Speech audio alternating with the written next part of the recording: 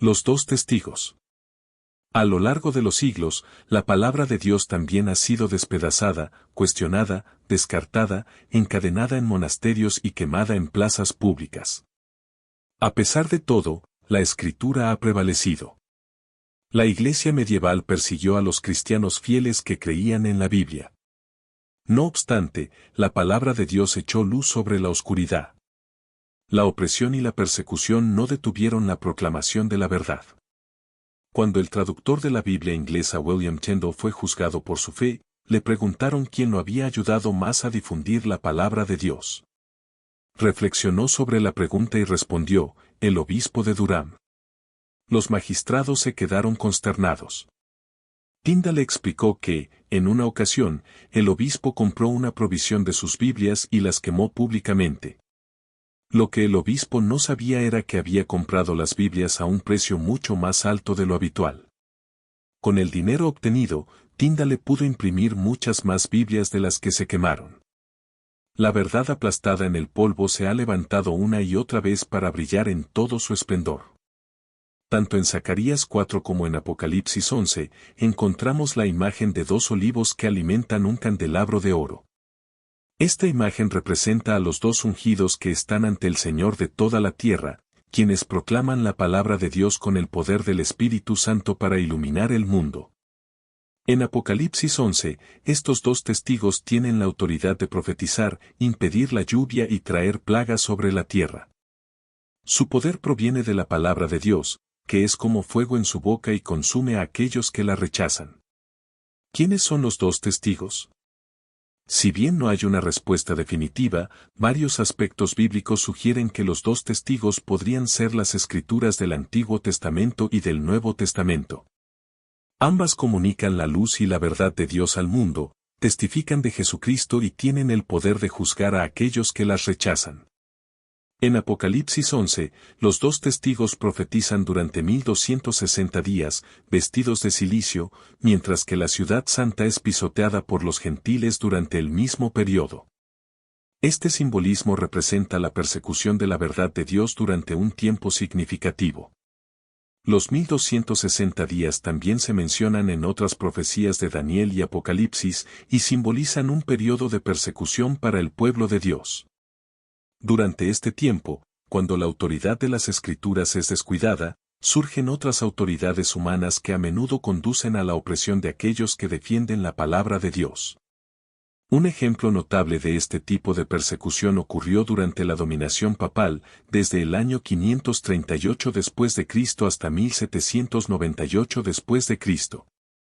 En este periodo, la Iglesia medieval se sumió en una profunda oscuridad espiritual, donde los decretos y tradiciones humanas reemplazaron los mandamientos de Dios, y la verdad del Evangelio quedó oculta bajo un velo de rituales.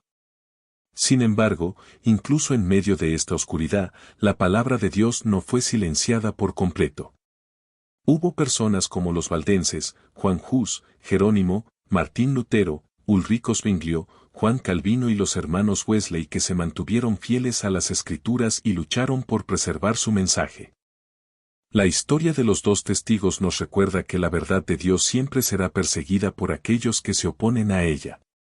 Sin embargo, también nos da esperanza al mostrar que la palabra de Dios nunca será completamente extinguida y que siempre habrá quienes la defiendan y la proclamen, incluso en tiempos de oscuridad. A pesar de la persecución durante la dominación papal y la Revolución Francesa, la verdad del Evangelio se mantuvo viva gracias al testimonio de la Biblia. La historia nos muestra que, aunque las fuerzas del mal intenten silenciar la palabra de Dios, ésta siempre prevalecerá. Las profecías bíblicas han demostrado ser precisas y confiables, ofreciendo esperanza y guía en tiempos de oscuridad. Después de la Revolución Francesa, marcada por la persecución a la fe, se profetizó un reavivamiento de la palabra de Dios. A finales del siglo XVIII, surgió un movimiento misionero impulsado por hombres y mujeres comprometidos con llevar el Evangelio a todo el mundo. Figuras como William Carey tradujeron la Biblia a numerosos idiomas, propagando el mensaje de Dios por toda la tierra. Este resurgimiento de la Biblia no fue una casualidad. A pesar de los intentos por silenciarla, la palabra de Dios permaneció viva en el corazón de los creyentes, lista para resurgir con fuerza. Como dijo Voltaire, quien intentó en vano destruirla, han transcurrido varias generaciones desde que Voltaire muriera y millones han secundado su guerra contra la Biblia. Pero, tan lejos de ser destruida estuvo que, allí donde había 100 ejemplares en tiempo de Voltaire, hoy día hay 10.000, por no decir 100.000 copias del libro de Dios. Los pasajes de Salmo 119 y 8 nos recuerdan que la palabra de Dios es viva, eterna e inquebrantable. Puede ser atacada o suprimida, pero nunca será erradicada. Incluso aquellos que se dicen cristianos pueden socavar su autoridad al cuestionar partes de la Biblia o enfatizar demasiado sus elementos humanos. Sin embargo, no debemos dejarnos engañar por estas críticas. La verdad de Dios permanece inmutable y su palabra sigue viva, hablando al corazón humano y ofreciendo nueva vida a quienes la escuchan y la siguen. En un mundo que constantemente busca silenciar la verdad, la Biblia se erige como un faro de esperanza, una fuente inagotable de sabiduría y guía. Su mensaje sigue siendo tan relevante hoy como lo fue en el pasado, y su poder transformador continúa impactando vidas en todo el mundo.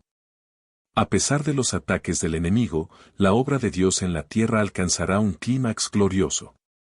El Evangelio se predicará a toda nación, tribu, lengua y pueblo. El conflicto entre Cristo y Satanás culminará con la victoria completa de Cristo sobre las fuerzas del mal, el establecimiento del reino de Dios y la erradicación del pecado del universo. Apocalipsis 11 ilustra este triunfo. Comienza con el intento de Satanás, a través de la Revolución Francesa, de destruir la fe cristiana y la creencia en Dios. Sin embargo, el capítulo termina con la victoria del reino de Dios sobre los principados y potestades del mal. Un mensaje de esperanza para aquellos que enfrentan pruebas por su fe. Apocalipsis 11 describe los eventos que ocurrirán en el tiempo del fin cuando suene la séptima trompeta. Los reinos del mundo se convertirán en los reinos de nuestro Señor, Cristo será victorioso, el mal será derrotado, la justicia prevalecerá y la verdad reinará. Estos versículos nos recuerdan la importancia de basar nuestras creencias en la inmutable palabra de Dios. Como Elena de White escribió, lo que se edifique sobre la autoridad de los hombres será derribado, pero lo que se cimente sobre la roca de la inalterable palabra de Dios permanecerá para siempre. Apocalipsis 11:19 revela a Juan el templo de Dios en el cielo abierto, y dentro del lugar santísimo, ve el arca del pacto. El arca, que contenía la ley de Dios, simboliza la presencia de Dios y la importancia de su ley para nuestra fe. Si bien la salvación se obtiene solo por la gracia a través de la fe, la obediencia a la ley de Dios revela la autenticidad de nuestra fe. La ley de Dios sirve como base para el juicio y su importancia se acentúa en el tiempo del fin. En este tiempo final, cuando las fuerzas del mal intensifican sus ataques contra la verdad, es crucial que afirmemos nuestra fe en la palabra inquebrantable de Dios y obedezcamos sus mandamientos. Solo así estaremos preparados para enfrentar los desafíos que se avecinan y recibir las bendiciones eternas que Dios promete a aquellos que permanecen fieles a Él.